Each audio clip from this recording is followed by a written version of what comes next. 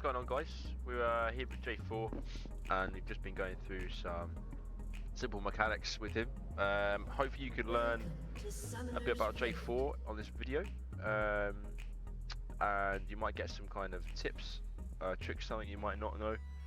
We're going to cover some wall jumps, we're going to cover some flash mechanics.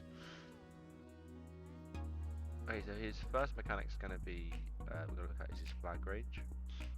As you can see, you can place it on the max range. You can still place it and do damage even though it's not on the max range, and that's due to the area that it hits. So that's always quite nice to know if you're looking for a little extra range. For my father, the king.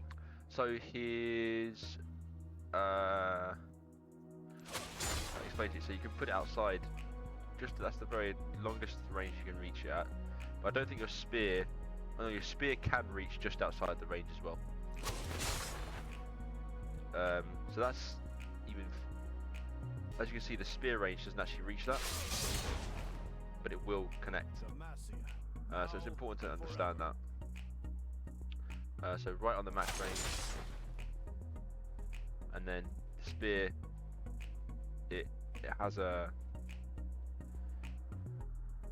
kind of certain skill shot which will land outside of that. Who dares defy my will? Which is always important to note. Look at this target here. You can still get the extended knock-up as well. So the knock-up seems to be the whole flag around it, rather than just the zone you went through. It's like if you reach that flag and that flag is near anybody, then you will get the knock-up in front of it, which is really nice.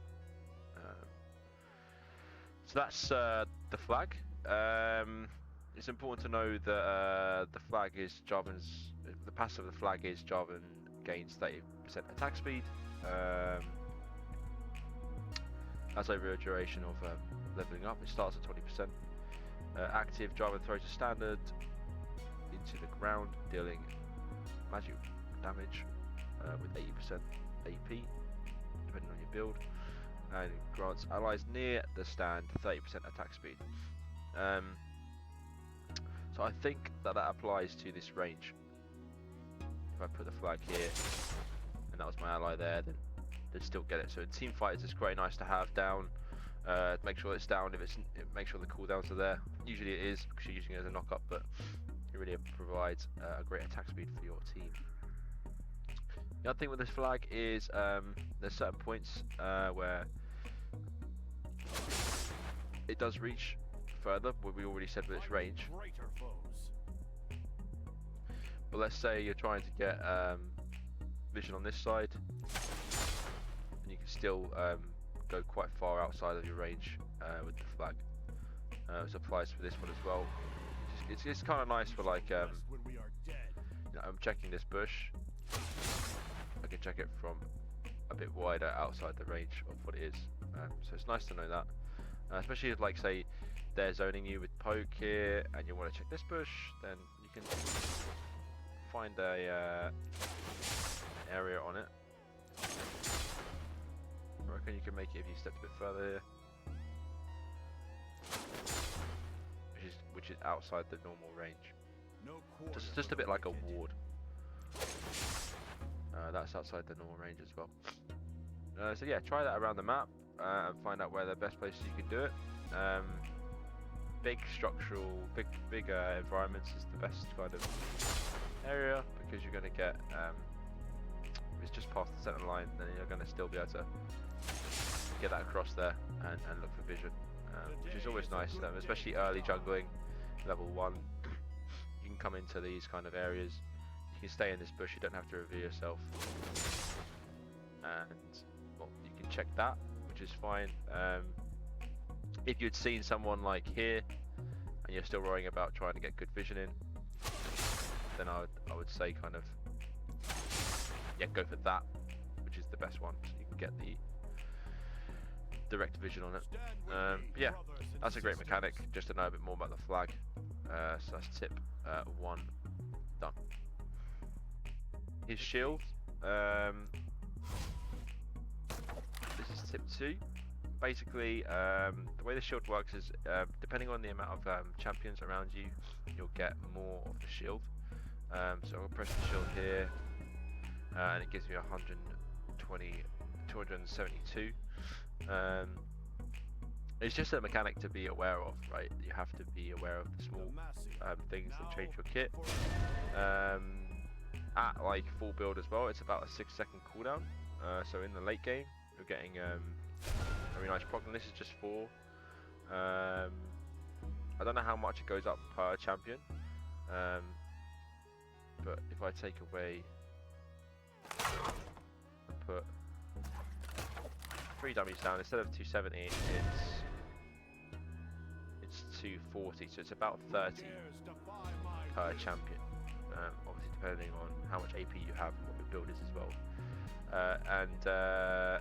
It does grant him 140 shield, increased by 33, which is dependent on his health. So the more health you have, the larger that shield's going to be.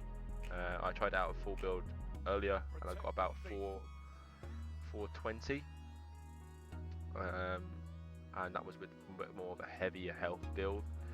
So if you're using that in late game fights with a 6-second cooldown, you're going to create a lot of shields for yourself. The other thing it does is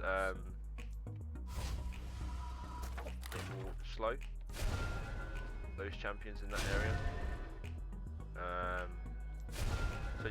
What's important is when you're running away from people and they're about that distance away and they're about to find a skill shot, it's still important to like kind of I mean, even here it's reaching it. It won't reach outside the zone. It's not like the flag. It does kind of stick to its zone a bit more. But yeah, you want to be able to use it like this to just use it for the slow rather than the shield. You can do this to prevent skill shots from hooking champions and stuff like this. So that's quite nice to kind of know about. Bear in mind when you're going into you know, Jarvan's heavy kind of combos, and he's all in. If there's 4 people around, then you've got this shield, which is going to give you a bit of help. And Spirit Visage is always a nice magic resist item because it does affect his healing. With the Cord Shrinker, usually go Cord Shrinker on him, or the Spirit Visage also affect the shield enhancements as well. So that's his shield. I hope that helps you guys. Let's go into tip 3. Just going to go into tip 3, which is going to be some wall jumps.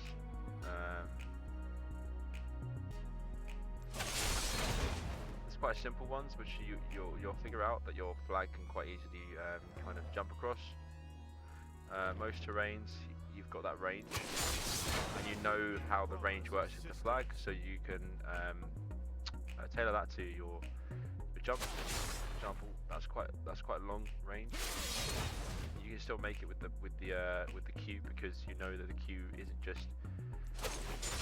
just to that range. It will reach the flag as well. So the jump combo is really nice. The simple point about J4's jump combo is you just want to kind of 1-2 the combo as EQ, and you'll never miss it. Sometimes I do that. It's so easy in a fight to be able to do it, but yeah, of course, just take your time with your knockups, and always go with the 1-2 combo. Yeah, so you'll be able to jump over basically most walls, and you can find kind of stuff like this where you're creating max distance for yourself if you're able to find out where like the flag placements can go. So this one here is going to be quite nice. So I looked around and I found a few which are quite good. I know that you could hop here, but I think the main one is over here. So you can get from here to here, which is it's just something extra to know about J4. Basically, flag can reach this section, which is nice and easy, pretty normal. That's what I would do. I wouldn't think about the full jump. I think because that plant's there actually is stopping us from finding the full length here. There you go. So like the flag can go slightly over the wall because of the step, and you can't make it there. There we go. So it's to the bush as well. So that's where you want to be finding that. Especially to get into Baron, it's quite nice. You've already got the seed there, but it's a great way to check what's going on here. And if you get caught in the river here, obviously this is the best way to get out. You can always try go for it. I think it's harder to land going this way, but this seems to be the one I found, which is you know, nicest way to get out of the river, and they're not gonna know where you've gone here. As soon as you reach this bush, a lot of the time they're not gonna have vision here. You can run into a turret if it's there. Obviously, you can run into lane, which is going to be a further gap. But if they are directly, if there's a champ here as well, he also is gonna. You might even be able to knock him up, and you might be able to run this way. I would recommend running into lane from that spot if you're trying to get out of a situation. Okay, so that's the tip with the flag and the Q combos. I don't know what the other ones are. I've been checking out, kind of like making myself aware of. Like, so this one here is quite nice. Instead of going over the original walls to like this, you're finding like just these extended gaps, and it's just about knowing where you can place your flag. Baron pits. This was out of scope. You're gonna have to step up a bit here. Then you don't have to. So that one's a really good one to get into the pit. It's just different. Like I think I would always kind of like maybe step a couple of yards forward. But just having this. This is a line. It's hard to find, but you can do stuff like that, right? And that's nice. If you were here and you were just hopping into the middle of the pit, you can try and find flashes. That was a really good flash. But if you get to the flag, you're not going to make the flash.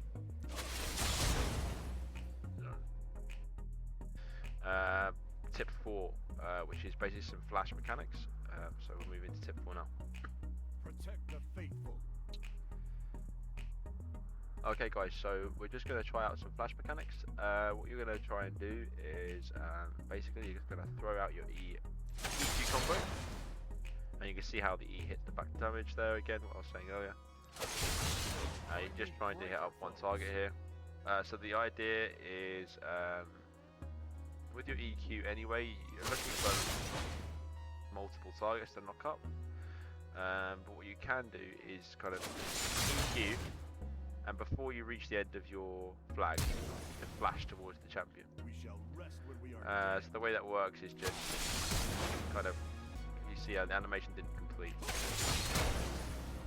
I'm not reaching the flag, I'm kind of like, you'll see the flash marks.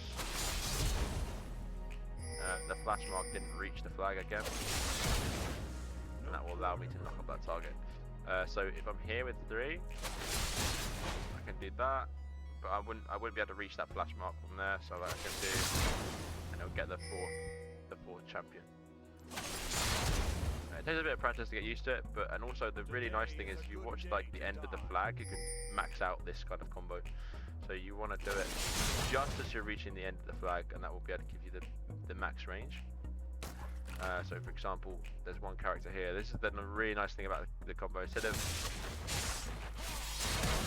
of doing the side one, you can extend the combo. So you're also hitting up him, which is a really nice mechanic. You can imagine yourself kind of ganking this lane. For example, this is where the champion is. He's going to run off this way. It's very hard for me to get, but I can come in and try and hit him. Let's do it with another example, kind of from there. So that's where he would probably be running to. You'd need to. The one thing you have to do is try and perfect kind of how much range you've got. And it's not always going to work as well. You have to get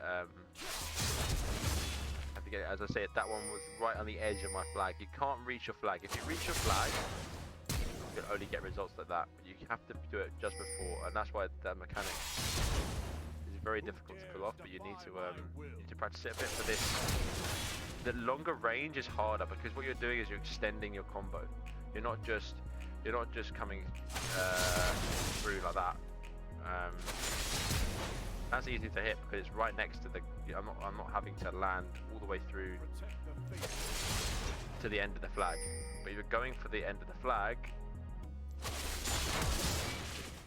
you have to land it just at the end, and it is really about looking at where the flag is, my Q, and it will land like this. Take some time in the practice tool to perfect those kind of combos, guys. They're really good to be able to do. Stuff like that is just a mechanic in J4 that really you should know about, and it's just so good for clean combinations. Because you can get knockups on champs for your team. That's what it's all about. It's just about creating knockups for your champs on your team. Also, if you ever miss one, you can go for it. Right? That's the thing. If he tried to sidestep you, you're always there. I actually did some insane damage there with my Q, which is actually something to mention about the Q. There is that whenever you're going for a target, for example here, my Q will always reach its distance, which is pretty crazy actually. I mean, if I go over here, that's how much distance you have with your Q. It's like a poke. I've got a lot of kills where people are running away from me, and I've just decided that going for that. You can do it with this as well. You're always better off kind of potentially leaving your flag somewhere anyway, having it there as an option, and going in for some kind of kill. It's always nice to have as team fight options to have it over the wall. You know, you're here, you finally see someone maybe there. You might not want to. You might not have already placed your flag to get their combo in. So it's practically impossible for them to dodge as well if you do something like that. For my father, the king. They can't dodge that. They could definitely try and dodge that. But if I was going for this target and I wanted to get a really good lit on it, they just wouldn't be able to dodge it. Once again, that was just as I reached my flag. This one won't be. Just right before the end of your flag transition shot. So that's the flash mechanic. The reason it's really important to know about this mechanic is not just for ganking. What you want to do is have it for your Drake situations. And I haven't actually been able to pull this off in a game, but I think it's important to know about.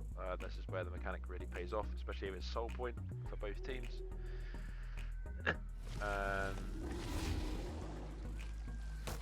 Put a couple of dummies here.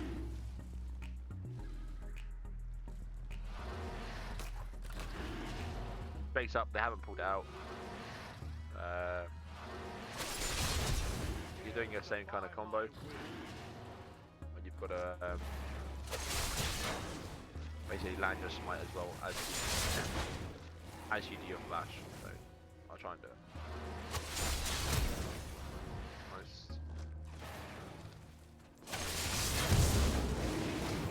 That did hit it.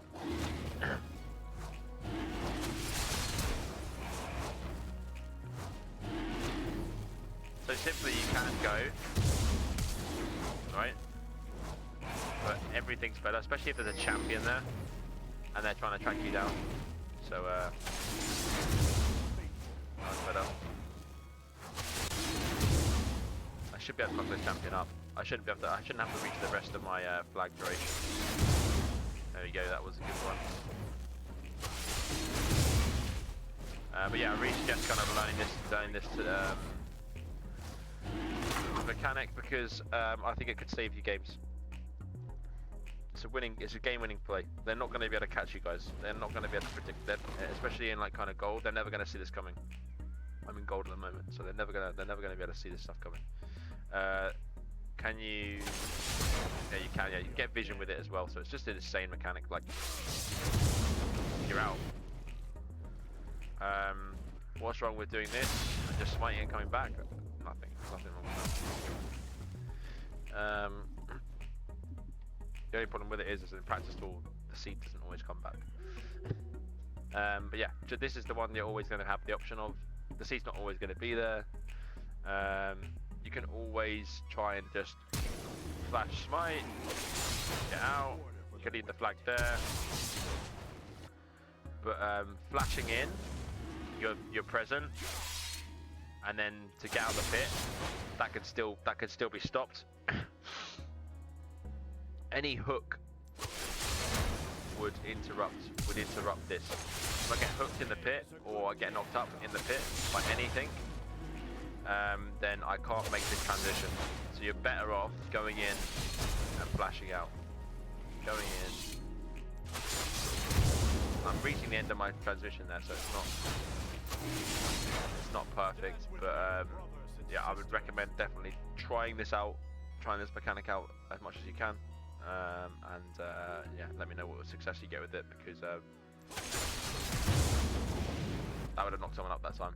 Didn't reach the end of the flag, but yeah, very good mechanic to kind of know on how to steal these strakes with a bit more finesse. Okay, so that's tip number 4 gone and dusted. Okay, so tip number 5 is basically just how to use J4's ult. It's quite a nice.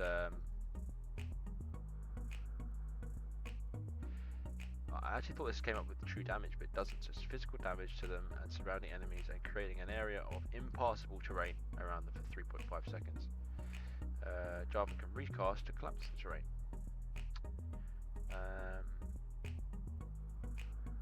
So it's 450 standard damage plus 180% bonus damage. So I went for a full damage build earlier, and I managed to get 1000 damage out of this. When you've got your kind of gorge drinker and different builds like that, with my main kind of build, I go past. You do about 650 damage, but it's still really nice. I'll use it on this. Some champs will be moved in, and some champs will be moved slightly out of the combination. Just push the wall. The wall does come up. It's like a Nivea wall. The wall isn't just positioned where you want it. You have to jump on a champion, and that's where the wall will go around them. The simple thing with it is you can use it as like a big engage. You can use it to shut champions down at the last kind of second, because you've got this simple combination there, which is just gives you the range of using it. Max range. Don't need it there. Slightly outside your remit is still possible. So that jump is pretty huge actually. Max range with that is a rather large leap. So it's I've got to say it's much longer. It's a much longer distance than I thought it was. And if I could just reach this bit here with you'd definitely be able to make that transition. Like, so just to bear in mind that like you've got a champ that's low.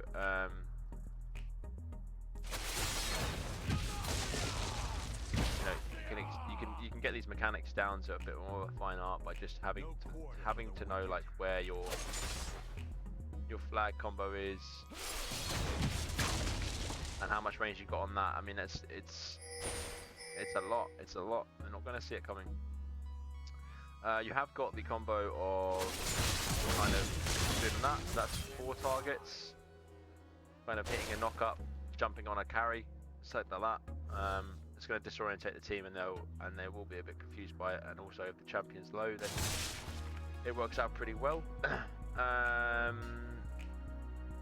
You've simply got when you're on 2v1 situation and you're low health, you can ult people, and the wall will stay there, and then it'll go down. But that's always lovely to know in certain situations. What I always say is, you are in this spot where you're trying to run away from people, run away with a knock-up if you can. If you can position yourself so you get the wall in, and I'm going to go that way. Stand with me, brothers and sisters.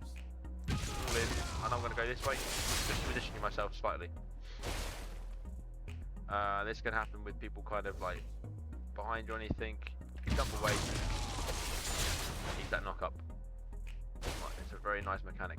The cooldowns on your EQ with your build will always help you. They're pretty much refreshed right now, but the fact is you get them about every six seconds towards your late game. So always bear that in mind with kind of escaping.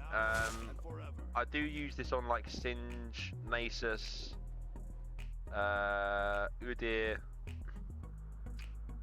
Mordekaisers. If they've taken like a Ghost Ignite, then just use your ult and stand in there with them. You know, use your shields and just stay in there with them for 3.5 seconds. Don't catch your allies with it as well. Shift in. As you can see, it can be easily done.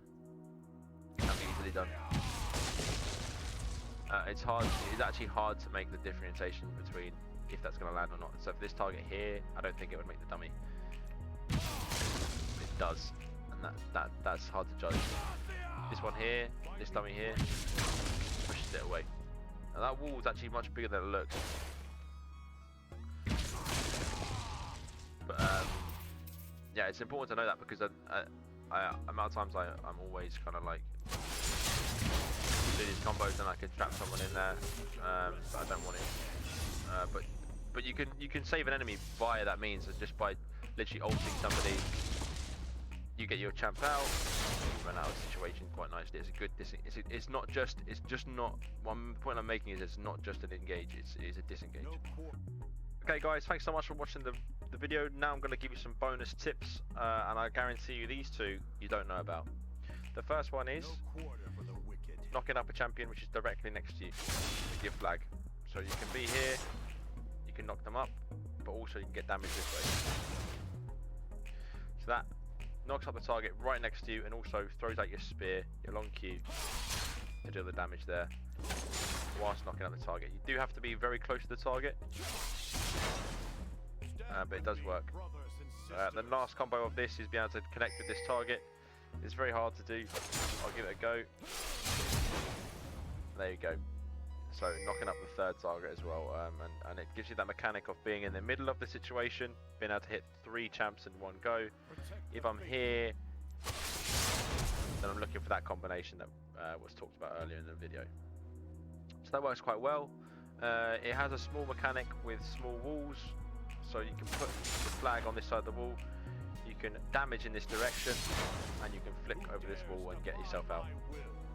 Rather than having to commit to the target, which you might have to throw your Q out, kill the target, and then you might have to flag in and then you're committing, whereas what you can do is use the flag beside the wall and jump out. It's just a small mechanic, an extra bonus that you should know about, guys. It might help you out in one of your games to get the win. Okay, next mechanic. This one's a bit of a, I'd say, advanced, just like that one as well, really. But what you need to do here is land your normal combo. And before you land, before the Q hits, you're going to flash to the side. I'll see if I can get it done. That's the wrong side.